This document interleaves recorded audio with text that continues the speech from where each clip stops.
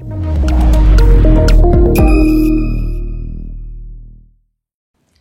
Assalamualaikum warahmatullahi wabarakatuh. Bertemu lagi dengan saya Hairunisa di minggu kedua di mata kuliah ET 3100 Medan Elektromagnetik 2. Kali ini kita akan mulai mempelajari bab 5, yaitu mengenai gelombang datar yang menembus perbatasan secara tegak lurus.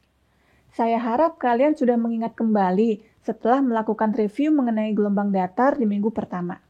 Di video ini, kita akan melihat apa yang terjadi pada gelombang datar di perbatasan secara matematis. Berhubung ini adalah materi baru, maka kita mulai kuliah ini juga dengan semangat baru. Oke, selamat menyaksikan.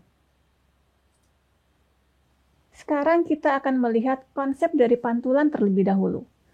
Gelombang datar yang merambat melewati dua buah medium yang berbeda, maka di perbatasan antara kedua medium tersebut, gelombang akan dihamburkan, di mana istilah dihamburkan ini dalam bahasa Inggris adalah scattered. Jika kita ingin membayangkan bagaimana dengan penghamburan gelombang, maka kita dapat melakukan analogi dengan gelombang air.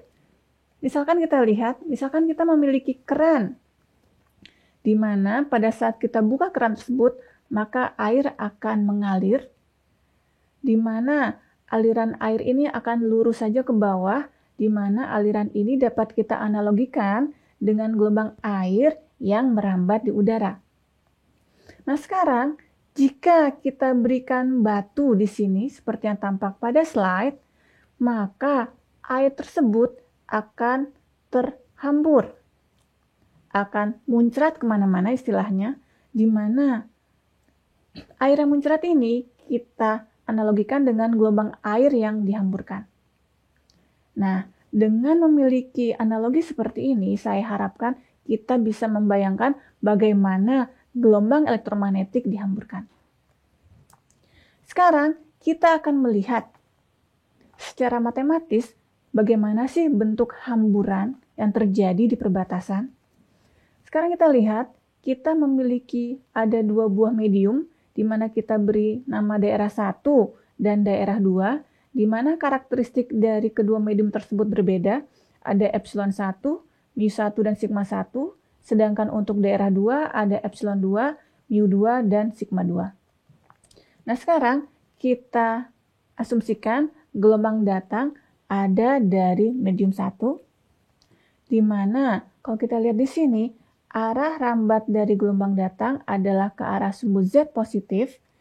Arah getar dari medan listrik adalah ke arah sumbu X positif, sedangkan arah getar dari medan magnet ke arah sumbu Y positif, di mana arah dari E, H, dan arah rambat sesuai dengan aturan P sama dengan E cross H yang pernah kita pelajari di medan 1. Nah, sekarang kita lihat apa yang terjadi jika gelombang datang menembus perbatasan. Di sini kita akan melihat jika kita anggap gelombang itu akan menembus perbatasan secara halus, sehingga nanti di daerah 2 yang muncul adalah gelombang yang diteruskan, dan sekarang kita akan mengecek apakah ilustrasi yang kita gambarkan seperti ini tepat secara matematis. Baiklah, sekarang kita akan melihat dulu persamaan untuk gelombang datang, di mana gelombang datang disebut juga dengan incident wave. Persamaan gelombang datang adalah EI sama dengan EM1 plus dikalikan E pangkat minus gamma 1Z dengan arah vektor satuan AX, di mana kalau kita lihat, I di sini adalah kepanjangan dari insiden, berarti itu menandakan gelombang datang. Kemudian, kita lihat lagi tanda plus yang ditandai di slide menandakan bahwa gelombang merambat ke arah sumbu yang positif. Subskrip M1 menandakan bahwa gelombang merambat di medium 1, sedangkan tanda minus yang ada di setelah angka atau huruf E menandakan gelombang juga merambat ke arah sumbu positif. Berarti di sini kalau kita lihat ada tanda plus yang dekat magnitude yang menandakan gelombang merambat ke arah sumbu Z positif, dan ada tanda minus di mana pada dasarnya persamaan gelombang nanti akan kita lihat bahwa tanda plus dan minus itu akan saling mengisi. Jadi maksudnya, jika yang satu plus, yang lainnya pasti minus dan juga sebaliknya. Jadi tidak mungkin ada persamaan gelombang di mana yang satu plus, sedangkan nanti di depan E-nya selalu menjadi E pangkat plus, itu juga tidak mungkin. Jadi ini harus diingat.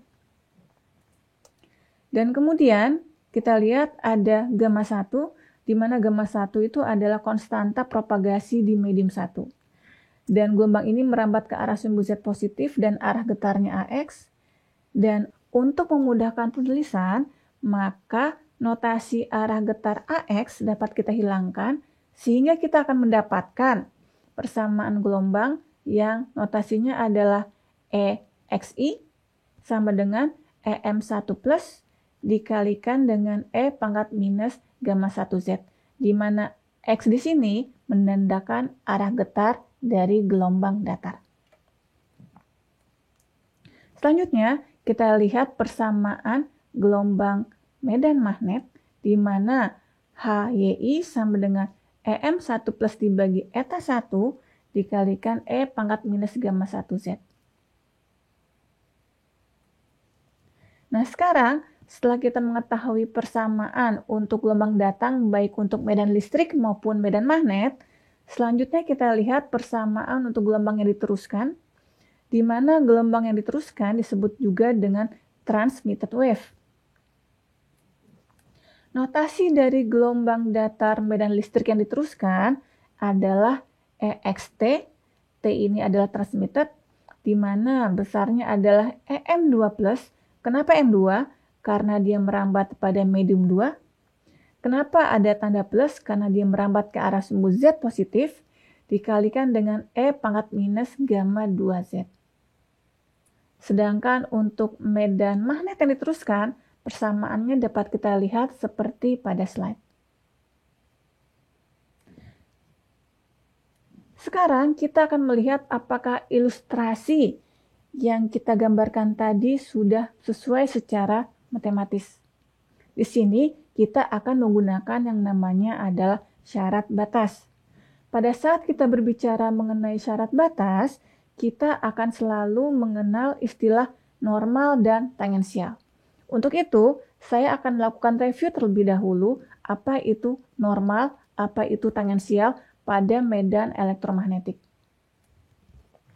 Yang dinamakan tangensial adalah, misalkan saya memiliki pensil seperti yang tampak pada slide dan juga meja. Jika si pensil itu saya turunkan dan pensil itu akan menempel sempurna ke meja, maka dikatakan pensil tersebut tangensial terhadap meja. Di mana istilah tangensial di sini artinya juga sejajar. Nah, sekarang bagaimana dengan istilah normal?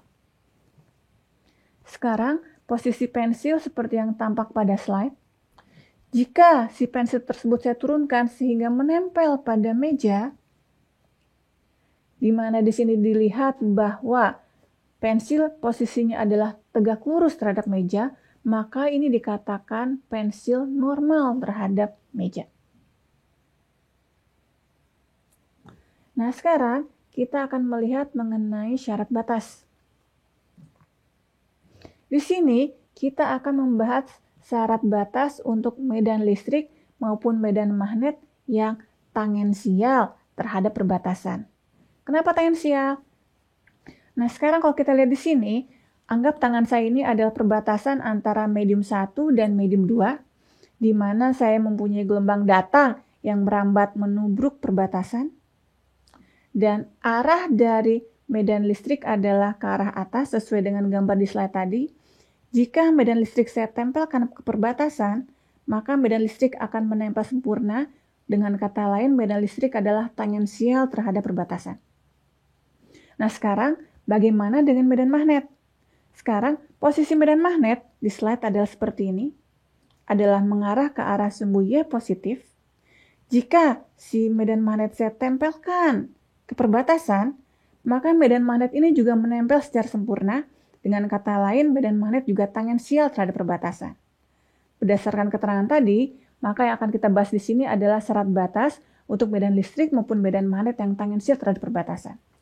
Oke, mari kita kembali ke slide. Di sini akan kita lihat syarat batas untuk medan listrik, di mana di bab 3 pada saat kita belajar medan 1, sini dikatakan bahwa N cross E1 dikurangi E2 sama dengan 0, di mana persamaan ini artinya medan listrik yang tangensial terhadap perbatasan bersifat kontinu. Sedangkan syarat batas untuk medan magnet untuk yang tangensial, kita menggunakan persamaan seperti yang tampak pada slide, yang mengatakan bahwa medan magnet yang tangensial terhadap bidang batas bersifat tidak kontinu, kecuali kalau di perbatasan tidak ada arus.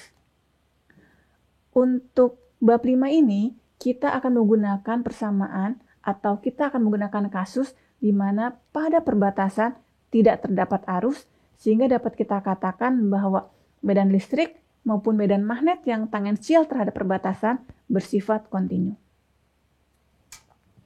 Nah, sekarang mari kita lihat persamaan syarat batas untuk medan listrik. Di mana di sini saya tuliskan lagi bahwa medan listrik yang tangensial terhadap perbatasan bersifat kontinu. Nah, sekarang mari kita lihat. Di sini pada slide saya beri ada notasi Z minus, di mana Z sama dengan 0 minus pada dasarnya bisa kita anggap sebagai suatu titik yang sangat dekat ke perbatasan dan dia masih ada di medium 1. Selain itu ada titik Z sama dengan 0 plus, di mana 0 plus itu adalah titik yang sangat dekat dengan perbatasan, tapi dia ada di medium 2. Nah, sekarang kita lihat E yang datang pada posisi Z sama dengan 0 minus sesuai dengan syarat batas, besarnya akan sama dengan E yang diteruskan pada titik Z sama dengan 0 plus. Nah, sekarang dengan melakukan substitusi di mana persamaan E yang datang dan E yang diteruskan seperti yang tampak pada slide, maka bisa kita tuliskan bahwa EM1 plus dikalikan E pangkat minus gamma 1Z pada saat Z sama dengan 0 minus sama dengan seperti yang tampak pada slide. Nah, kemudian kita lakukan substitusi di mana kita ganti Z dengan 0 minus dan Z yang ada di sisi sebelah kanan dengan 0 plus, di mana kita harus ingat pada dasarnya 0 minus sama dengan 0 plus sama dengan 0, sehingga E pangkat 0 adalah 1, sehingga akan kita dapatkan persamaan bahwa EM1 plus sama dengan EM2 plus. Dan ini adalah persamaan pertama yang kita dapatkan dari syarat batas untuk medan listrik. Selanjutnya, kita akan melihat persamaan untuk syarat batas medan magnet, di mana di sini sudah saya katakan tadi, di perbatasan tidak ada arus sehingga medan magnet yang tangensial terhadap perbatasan bersifat kontinu. Sekarang kita lihat bahwa medan magnet yang datang pada saat Z sama dengan 0 minus sama dengan medan magnet yang diteruskan pada saat Z sama dengan 0 plus. Lalu kita lakukan substitusi di mana medan magnet yang datang maupun medan magnet yang diteruskan, persamaannya bisa kita lihat pada slide, sehingga akan kita dapatkan persamaan seperti berikut. Dengan mengganti Z dengan 0 minus dan Z menjadi 0 plus, di mana sekali lagi saya katakan 0 minus sama dengan 0 plus dan sama dengan 0, maka kita akan mendapatkan persamaan berdasarkan syarat batas untuk medan magnet bahwa EM1 plus dibagi eta 1 sama dengan EM2 plus dibagi eta 2, dan ini merupakan persamaan yang kedua. Selanjutnya, saya rangkum lagi di sini. Syarat batas untuk medan listrik yang tangensial, kita mendapatkan persamaan bahwa EM1 plus sama dengan EM2 plus. Syarat batas untuk medan magnet yang tangensial, kita akan mendapatkan bahwa EM1 plus dibagi eta 1 sama dengan EM2 plus dibagi eta 2. Dan sekarang mari kita perhatikan kedua buah persamaan ini, di mana pada dasarnya persamaan ini tidak akan bisa dipenuhi karena yang namanya eta 1 pasti tidak sama dengan eta 2. Berdasarkan penjelasan tadi, maka akan kita lihat bahwa ilustrasi yang kita gambarkan tidak tepat. Berarti kita harus melakukan sesuatu agar pada saat gelombang datar menumbuk perbatasan, apa yang terjadi di perbatasan dapat digambarkan secara matematis dengan jelas. Nah, untuk itu kita harus melakukan sesuatu. Nah, sesuatu yang saya katakan ini dapat dilihat di video selanjutnya. Semoga kalian penasaran ya, dan terima kasih atas perhatiannya, dan sampai jumpa di video selanjutnya.